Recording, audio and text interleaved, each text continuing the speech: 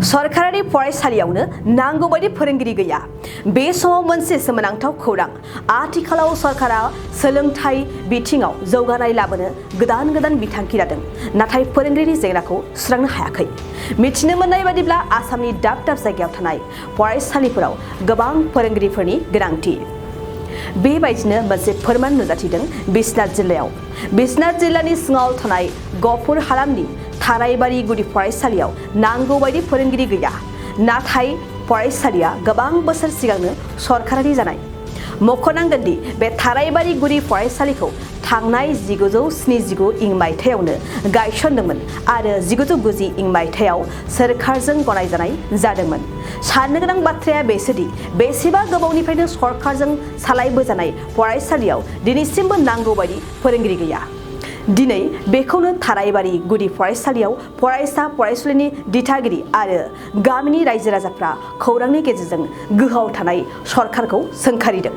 लोगोसे बे फरायसालियाव थाबैनो फोरोंगिरिनि जेंनाखौ सुस्रांनानै होनो थाखाय सरकारखौ खावलायदों। फरायसालियाव जोंनो फोरोंगिरिखौ जोंनो नांथारगौ आरो जोंनो फोरोंगिरिखौ मोनाबा जोंनो फोरोंगिरि सासेल'आ जोंनि फिसाफोरखौ सामलायलांनो हानाय नङा। आरो जोंनो सरकारनिफ्राय जोंनो फोरोंगिरिखौ नांगौ। बिनिखायनो जोङो दिनै जोंनि उन्दै गथ'फोरा बिदिनो सोरबा मोनसे क्लास लाबा मोनसेयाव क्लास लानो मोना, मोननै क्लास लाबा मोनसे क्लासाव लानो मोना। दिनैहाय बे फोरोंगिरि सासेल'आ अबेथिं दायथ'खौ लाजेननो? एबा दाथ' 40-50 जन छात्र दङ बाहाय। बिनिखायनो जोङो बे स्कुलाव दिनै फोरोंगिरि नांगौ जोंनि फिसा फिसौखौ सामलायलांनो आरो जोंनि फिसा फिसौखौ फोरोंलांनो।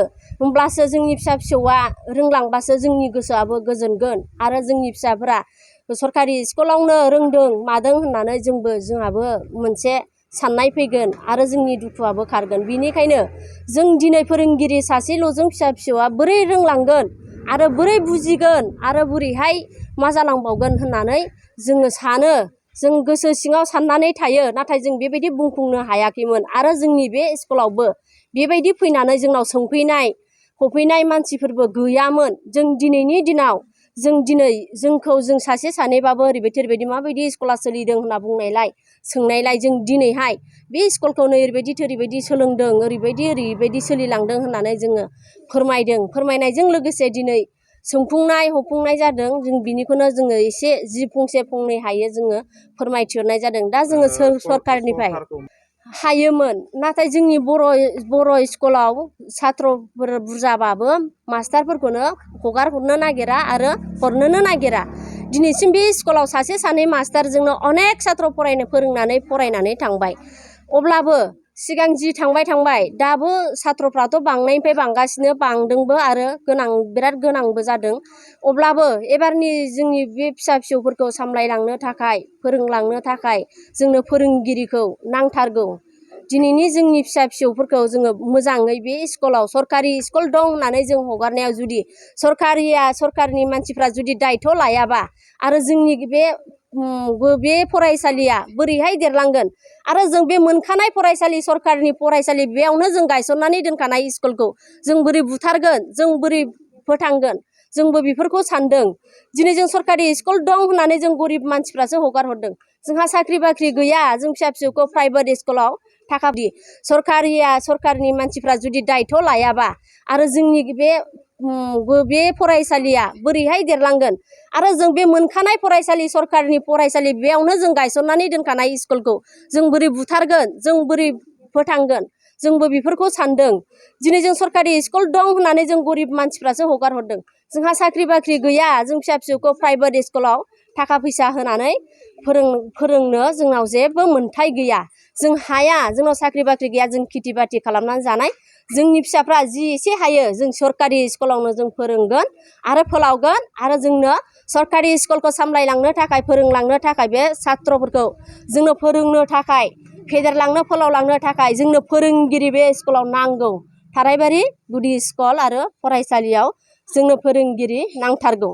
दा मथथे बेयाव सासेल' जानानै दं आरो फोरोंगिरिया बाव सासेल' जानानै दङ।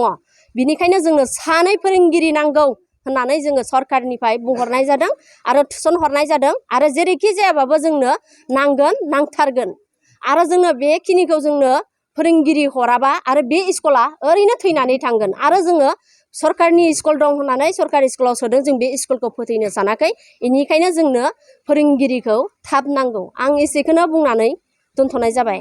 नंगौ नोंथां सोंनाया थिगानो माने बे फरायसालियाव माने आंल' होननानै बुंजायो माने आं हारसिंल' फोरोंगिरिया बे 60 40 बा 50 फरायसाफोरखौ मोजां सोलोंथाइ होनो हानाय अबस्थाया जाथावखाया बे थिगानो बे एकदम बयबो हमनानै मोनदां हरखायो दा बे बेलायाव आंबो नैबे जोंहा SMC कमिटिजों लोगोसे आंबो खावलायनोसो लुबैयो जाहाथे बे फरायसालियाव सानै फोरोंगिरिफ्रा आजिरा मोनलांबाय आरो माने बिसिनि भेकेन्ट पस्टआ दाबो दंखायो बे भेकेन्ट पस्टआव सानै फोरोंगिरिखौ थिसन हरब्लानो बेवहाय माने गथ'फोरनो एसेब्लाबो माने सोलोंथाइ होनायाव साबसिन जागोनखौ आं नुहुरो आरो आं दा बर्थमान आं हारसिंब्लाबो माने ओजोंहाय गथ'फोरखौ जा हायो बेखौथ' फोरोंखानांगोन बेखौ फोरोङोबो बिनि अनगायैबो माने अफिसाव थांनाय बिदिनो माबा माबि जोबनो गैयै खामानि हरबाय थायो सोलोंथाइ बिफाननिफ्राय दा अफिसनि खामानिखौसो मावनो ना गथ'फोरनो सोलोंथाइ माने फराफारिखौसो फोरोंनो बे बेलायाव बिराद माने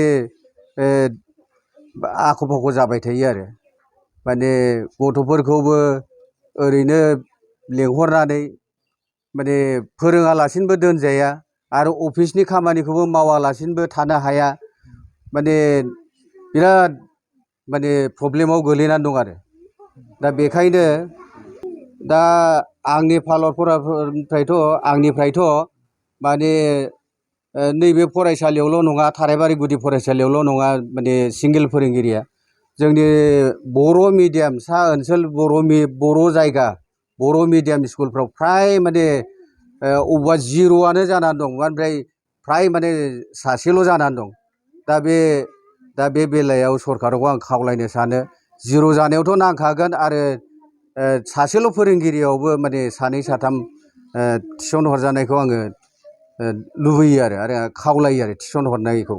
बाइक अनसायगिरिफोरनि थाखाय मोनसे मोजां खौरां।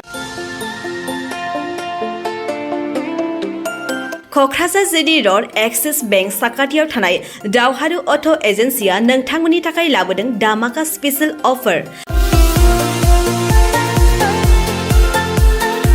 खम बेसेनावनो नोंथांमोना बाजाजनि गुबुन गुबुन मडेलनि बाइक फाइनान्स खालामना नोंथांनि सिमांखौ जाफुंहोनो हागोन। 13,800 रांनिफ्राय जागायना 19,500 रांजों नोंथाङा बाजाजनि गुबुन गुबुन मडेलनि बाइक जेरै प्लाटिना, पालसार बायदि गुबुन गुबुन मडेलनि बाइक लानो हागोन। बाइकजों लोगोसे बेसेन होनाङा लासे मोनफागोन गंसे हेलमेट। बाइगिरि बिथांमोना गोरलै राहाजों बाजाजनि फाइनान्स लिमिटेड नङाबा एक्सिस बेंक लिमिटेडआव फाइनान्स खालामनो हागोन। गोबांथार फोरमानलाइफोर गथायनो गोनांथि गैया। खालि फट' गांसे, पेन कार्ड, आधार कार्ड, भटार आइडि आरो सोलिबाय थानाय मोब्लिबनि बिल होयोब्लानो बे सुबिदाखौ लानो हागोन। गोबां मिथिनो थाखाय 8473883986 03661270550 9957644326 आव फन खालाम।